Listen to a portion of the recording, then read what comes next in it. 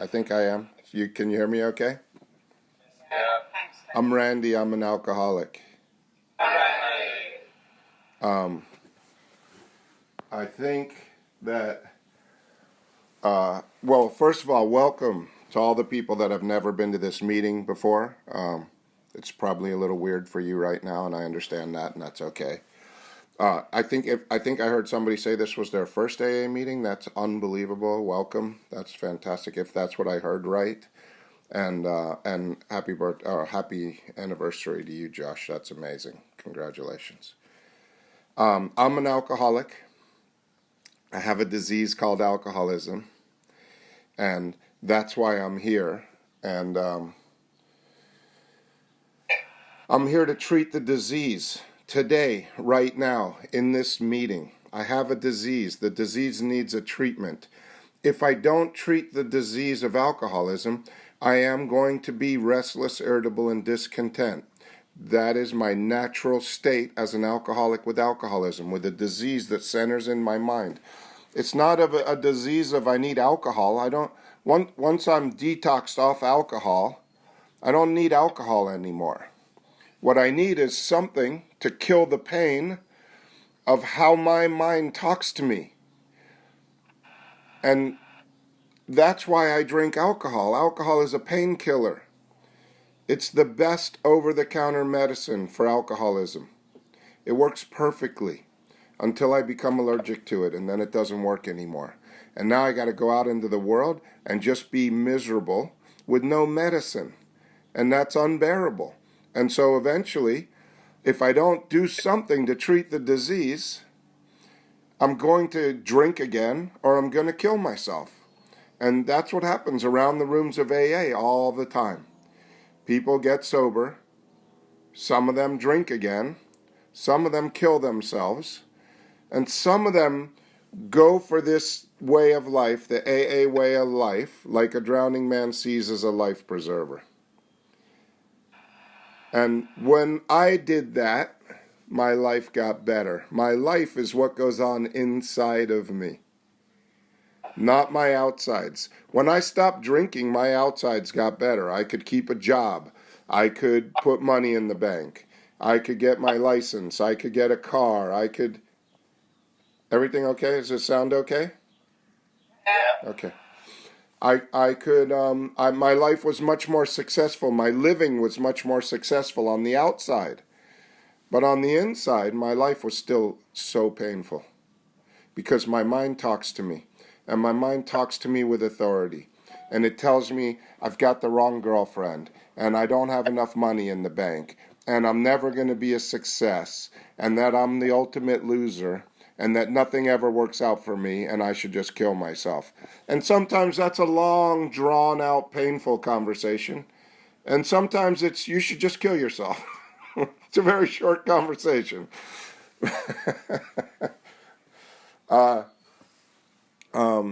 Spencer read something from step 2, but he paraphrased it, and there's no paraphrasing that, because it says, true humility and an open mind, the humility of knowing that I have alcoholism, that there's something wrong with my mind, that I'm not going to be able to think my way out of my problems.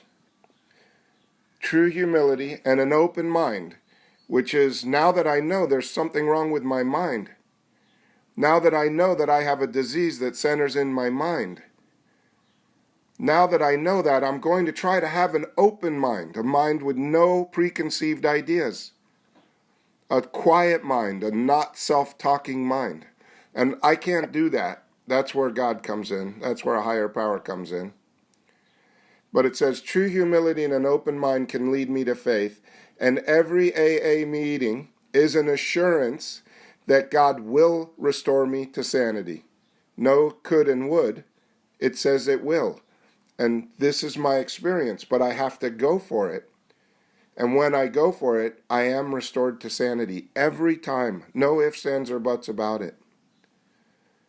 And that's what the book says. And that's what this meeting is about. This meeting is about being a meeting where I rightly relate myself to my higher power.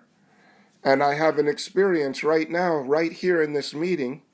of coming to believe more that a higher power could restore me to sanity right now. Right now. We're not going to, well, I'm going to talk about stuff, and hopefully you're going to be listening. Not because I want you to listen. I do not care if you listen or not, but if you're going to come to a meeting of Alcoholics Anonymous and there's a speaker, wouldn't it make sense that I would sit down and listen to that speaker? It makes perfect sense to me that I would do that, but I can't do it because my mind is so talking to me so loud that no matter how hard I try, I cannot hear what the speaker is saying.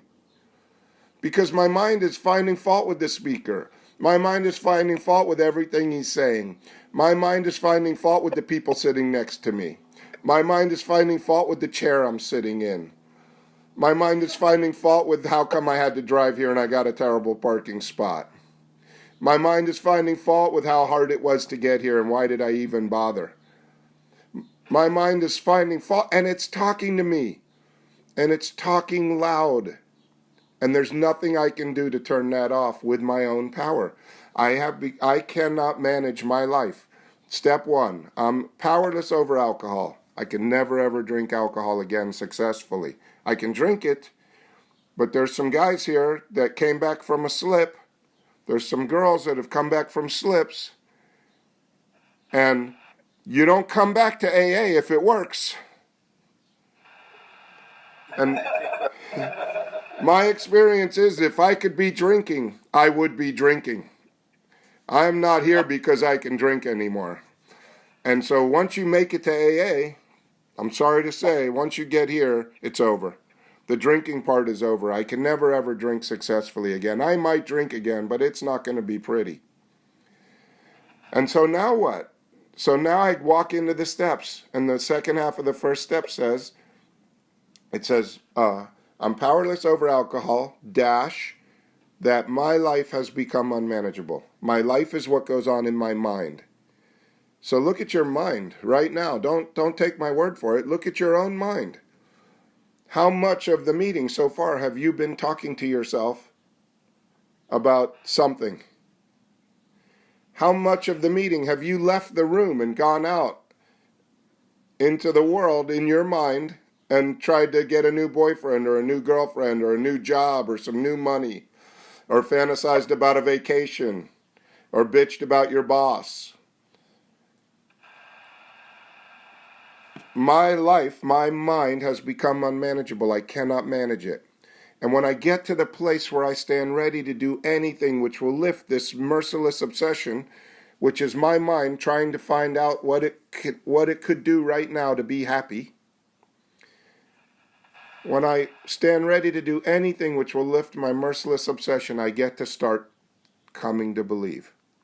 I get to start coming to believe that there's a power, and that power is greater than me, and that power is the power that's going to restore me to sanity.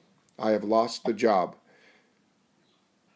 And so, right now, I reach out to that power and I say, power, I have no idea what you are. I have no idea how you work. But I'm sick and tired of talking to me about everything, so I'm going to talk to you about it. I'm sitting in a meeting, power. I'm sitting in a meeting. Could you help me hear what's being said? Could you help me? Could you help me with my alcohol obsession? Could you help me with it? I can't do anything with it. Could you help me just be present in this meeting?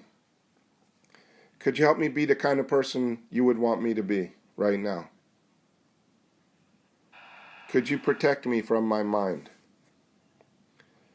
And when I start to do that, I have an experience. I always have an experience when I share my life, what's going on right now in my mind with my higher power. I have an experience, and the experience is always quietness. It just gets quiet. And all of a sudden, all the stories about everything that's so damn important that I have to straighten out, it all goes quiet. And what I find all the time, what I find is right now, right here, right now, in this moment, everything is perfect. Right now, in this moment, you have beautiful tea. You've got biscuits. You got a place to sit. You all look like you've eaten well.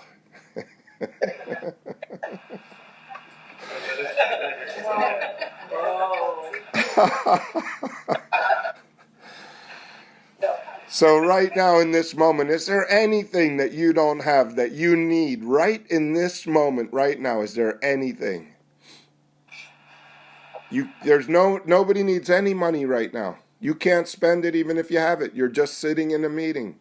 So you got exactly the perfect right amount of money for this moment. It's all perfect. You got the right girlfriend or boyfriend for this moment because you don't need one right now. This is not a boyfriend-girlfriend moment. You've got everything you need to enjoy this moment. All the air you can breathe. Looks like it's pretty warm and comfortable in there. So it's only my mind that finds fault all the time with everything, that tells me that this moment isn't good.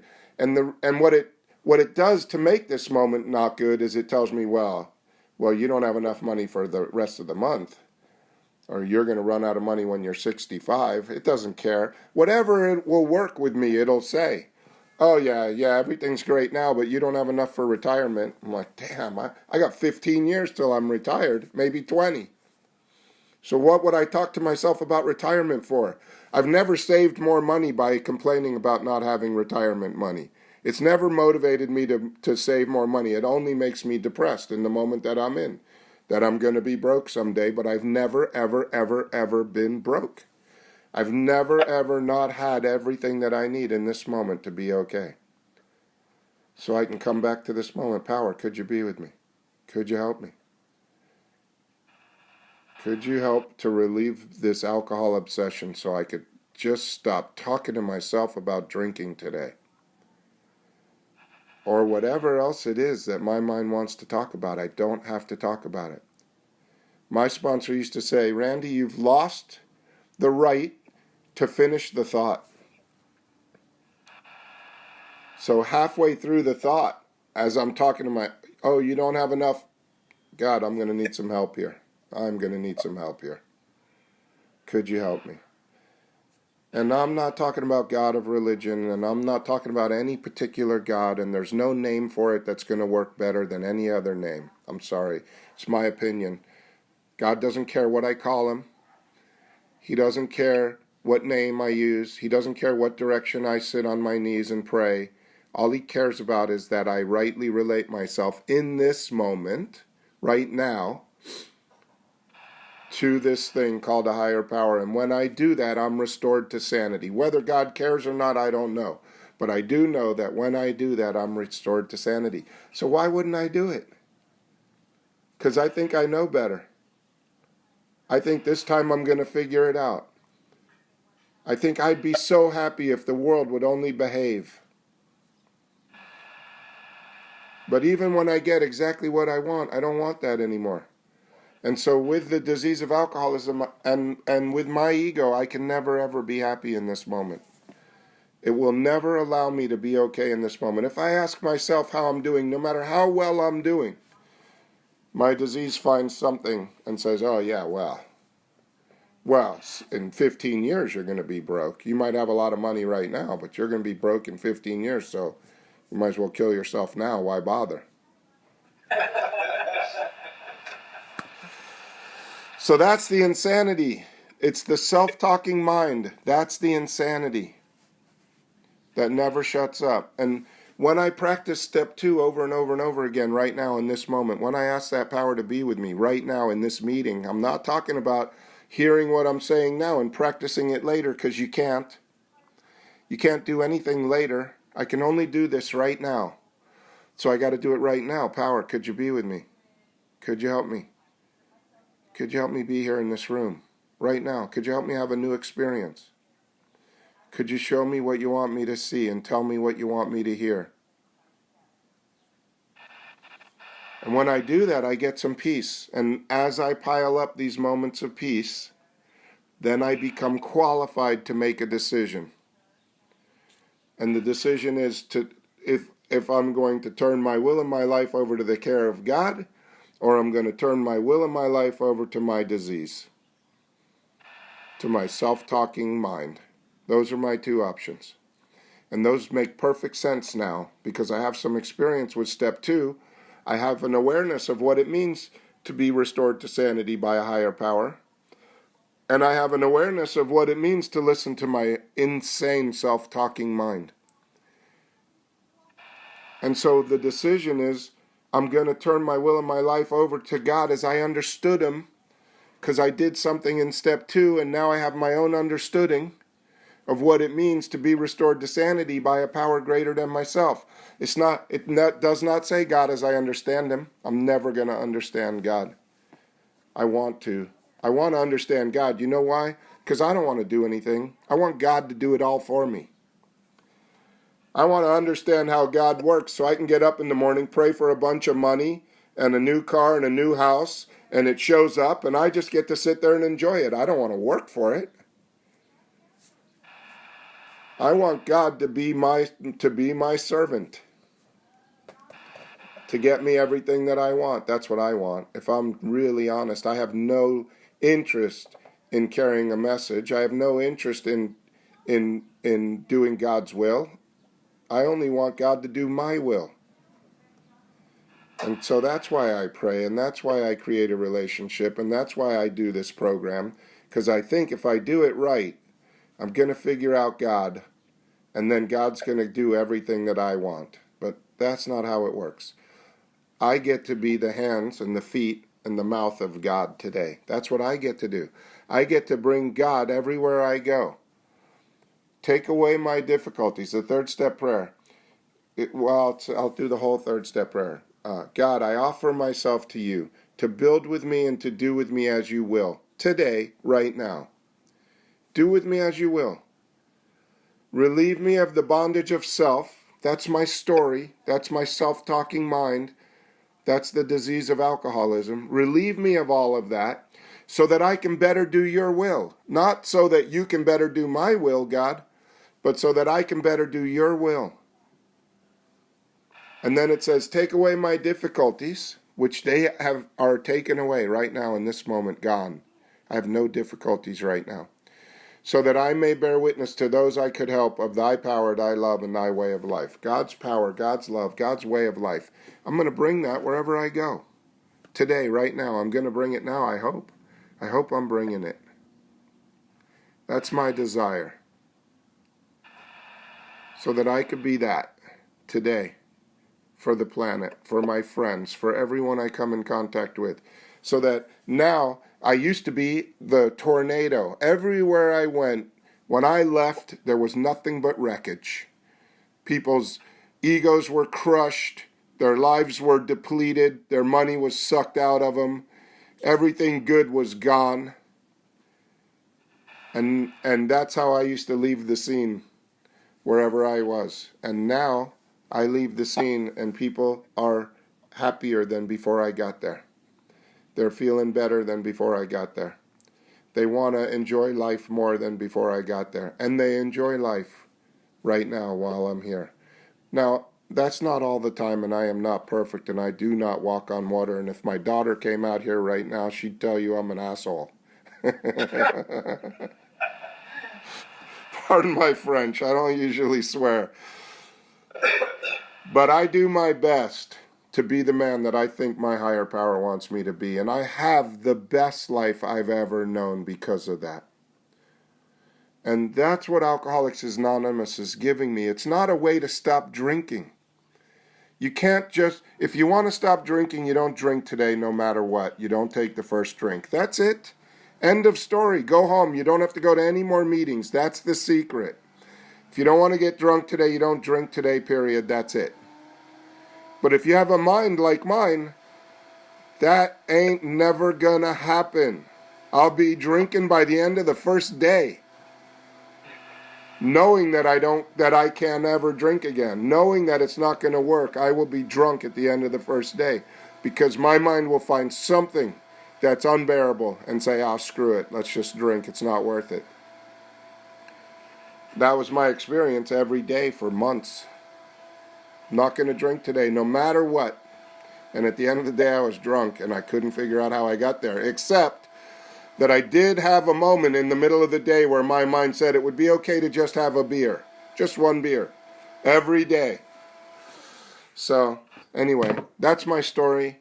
That's what I get to have today. I get to have a program of recovery. I get to have a higher power. At the end of that, page 60 to 63, at the end of the paragraph that Luke read, it says one short sentence: I have to have God's help. I have to have God's help. If because I have alcoholism, I have to have God's help. And that's the way that I get to live today. And when I live that way, I have the best life I've ever known. So thank you for letting me share. Thank you, Raymond.